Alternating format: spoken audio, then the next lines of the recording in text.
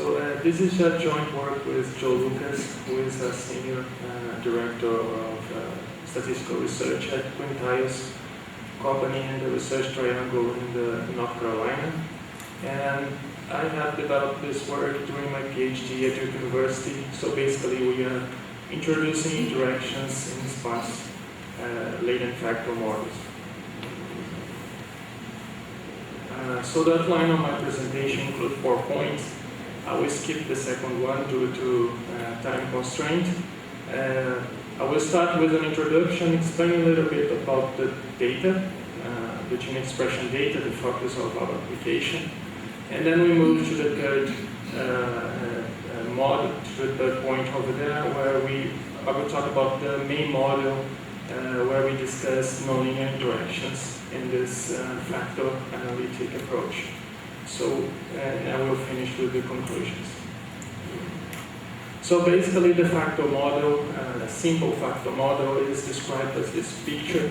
We have a data matrix where the rows represent features or variables. Basically we are assuming here there are genes, and each column is a sample. We have a number of samples for these representations of the features. And we will indicate, we will present this with, separate the analysis of this data in a signal and a noise matrix. The signal will be represented by a loading matrix, which multiplies a matrix of factor scores. Here represented by 3 factors. Each row here in the factor score matrix is a factor. So this representation is pretty simple. It's basically a linear combination of factors to indicate what is going on here in this data matrix. So this type of model has been applied in gene expression analysis and have produced good results and to identify the underlying biology. So what we are trying to do here is to include the interactions to improve this type of analysis. As you can see, there's no interactions. We plan to include interactions between the latent factors, which we have to estimate. And the idea of having biological pathways, like big structures of dependencies between genes, motivates this idea of introducing something else in this model to consider these associations. Interactions in different statistical models have been considered in the literature, especially in the context of regression model, where we just multiply, for example, to covariates. And in terms of nonlinearities, we can introduce nonlinearity through the Gaussian process prior. These are 2 citations for this type of idea. But they are always working with observed values. In terms of studies involving latent variables in factor analysis, we have in the literature mainly this setup, where we have first, this setup is always working with observed variables. First, they feed a model, a factor model, associating X, which is observed with this, to estimate these latent factors. And then they move to another step in the model to associate through a linear combination the estimated latent factors, where the interactions between them through the data, the observed values. Our main goal here is to develop factor models with interactions and apply this to gene expression and test the significance of these interactions. So the data. So we have a solid surface. It's a chip with 1 centimeter by 1 centimeters. And each cell in this solid surface, they build in the lab millions of sequences like this, containing 25 bases, 25 nucleic acids, which is a single strand in the DNA. So we call each cell here a probe. Each probe has a different sequence inside this large matrix. So they extract RNA fragments from a tumor cell and then include here these little circles in the top of the the RNA fragments, which are fluorescent tags. So they will combine these two material, and the sequences will find the complementary, and then they will bind to each other. So we see something like this. In those probes where we have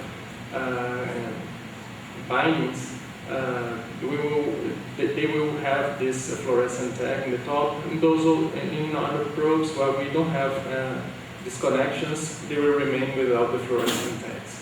So they apply a laser which activates the fluorescent tag, and they use a scanner to measure the data, the light intensity. So this is a microarray, as you can see here in the log scale, where the bright spots are the spots where we have these connections, and the blue spots are the spots where we have no connections or very few connections. Obviously, we have to treat this data. There is some pre-process techniques to remove a little bit of the source of variation, because this experiment is subject to cross-hybridization, scanner adjustment, dust, and other defects. So they use a standard, we will use a standard procedure for RMA. We will not go into details here, but basically we are trying to separate the signal and the signal and the noise, some noise part related to these features in our dataset. I will skip this part and go to the main model. So the factor model with more nonlinear, a more general model with nonlinear interactions. So in order to introduce nonlinearities, we will use a GP prior, Gaussian process prior, which have been used in the literature for different setups. Directed acyclic graphs, Bayesian networks, factor analysis, but in this case with observed variables, not to indicate interactions between latent variables. Lawrence in 2004-2005 have considered a GP latent variable model, but in a frequentist analysis using optimization procedures. We are going to use MCMC, which have been considered in this context, but with observed variables as well. So the model is extended in this way. So we have the data matrix X, the factor loadings alpha, the factor score matrix lambda, and we include here matrix F, which is the matrix with our interactions. So we are going to test whether these rows here are affecting, which the rows represent each interaction, are related to each gene, which will be represented by the rows of this X matrix. In terms of prior distribution, we use the inverse gamma for a conjugate analysis. For sigma square, we assume that the errors follow a normal distribution with zero mean and variance being sigma square I. So we are assuming that for different genes, the variance may differ, but for inside the same gene and across the samples, the variance is the same. So we can choose different setups of prior distribution to introduce what we call as a test to check the significance of the loadings. We use the spike and slack prior. In this case, assuming a mixture between here the generated distribution, a point mass distribution at 0, and a normal distribution. So if you generate alpha from this part here, we are assuming that alpha is non-zero. So the factor will have an effect over here.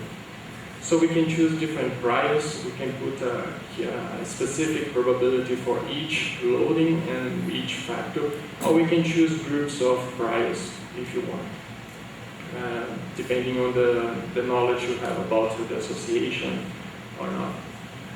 For the interactions, we also assume this type of prior. We have studied two configurations here. First, we use the interactions are 0, or it's generated from a Gaussian process with mean 0 and a covariance matrix K depending on the loading. So that's how we introduce the nonlinearities through this covariance function here.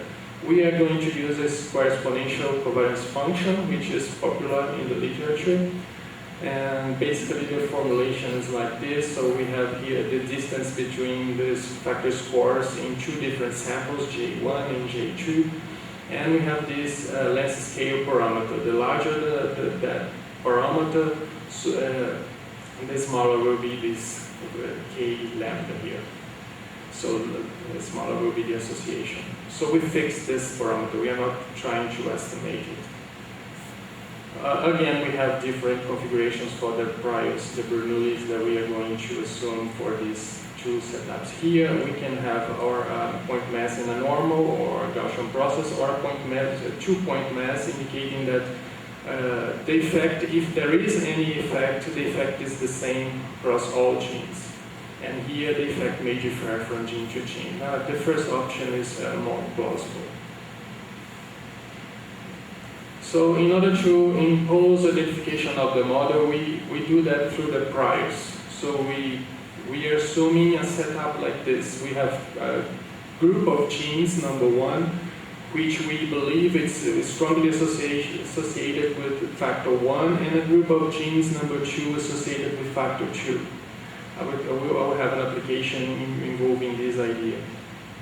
So we impose in blue here priors that indicate this strong association between G1 and factor 1 and G2 and factor 2. And in red we indicate there is no association. We choose prior to indicate no association between that group and the other factor. In yellow we indicate that we don't know. So we choose like a beta 1 uniform 0 uniform in the 0-1 interval, just to indicate that we want to study the interactions in that group. We will have to use the Metropolis Hastings for this setup due to the covariance function involving lambda in our interaction model. We are going to, I will show here only this. We have studied 5 different configurations, but I will show only the first one.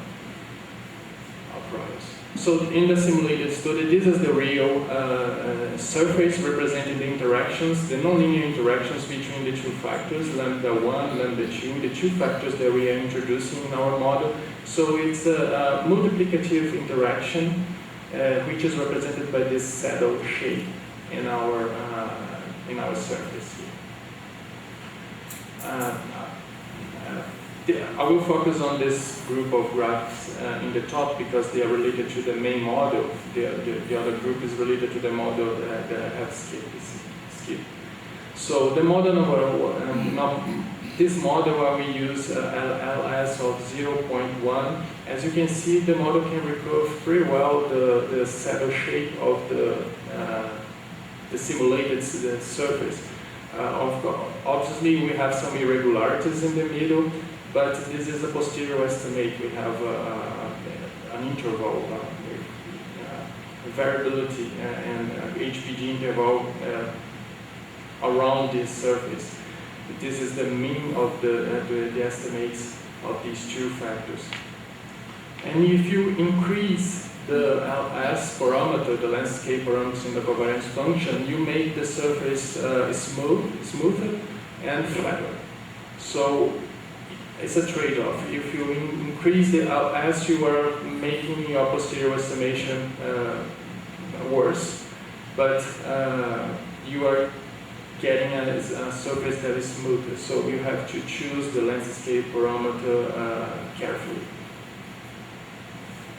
In this real data analysis, we are considering the CNA problem, which is copy number alteration. Basically, in these papers, they analyze copy number alterations for breast cancer. They identify different regions of the genome, groups of genes affected by this problem. So we are going to assume we have studied these 4 regions here in different chromosomes. This is central position of the region. So we take an interval around this central position and capture all the genes in that interval.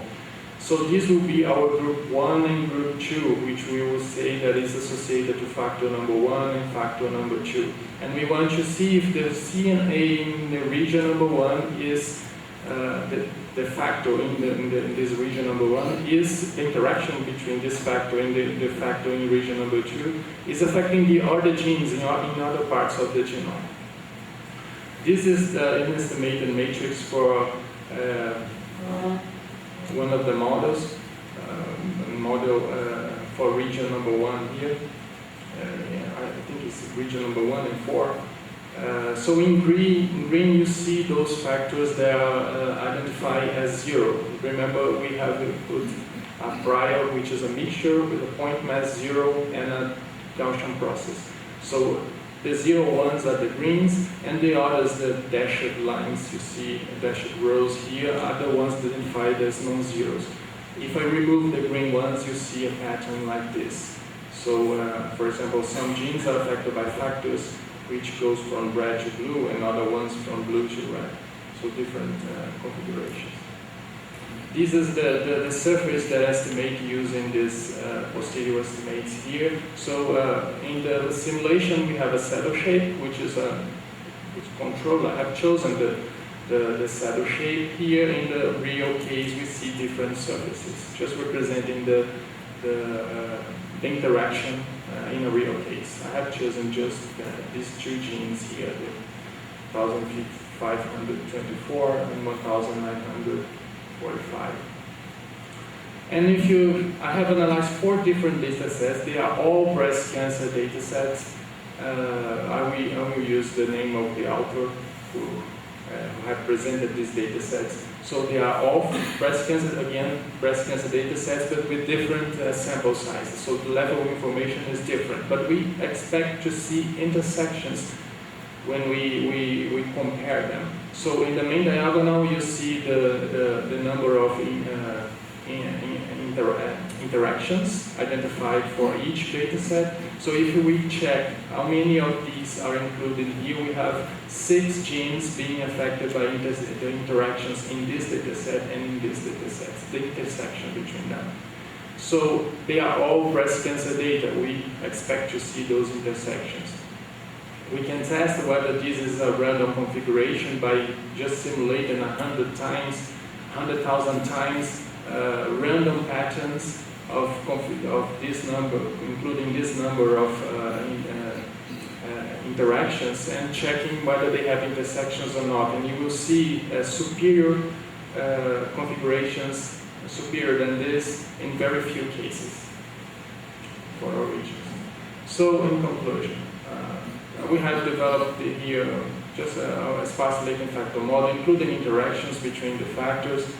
I have studied the multiplicative case as well, but it's a simpler case which I did not show here. We have used the Bayesian approach with the Sparse and ISBrA, putting a degenerate distribution at 0 in using CNC simulation. The results indicate a plausible model where we can identify, for example, interactions and intersections by comparing data sets for the same type of tumors. Again, the number of intersections sometimes is very low because we have different levels of information, different numbers of samples in each data set. Our application is focused on gene expression data. So this, I would like to thank Joe Lucas, who was my advisor, my class, Cheyenne Mukherjee, and the Department of Statistics at Duke University, who have supported this research. Some reference you can find in my PhD thesis, which is available online. Thank you.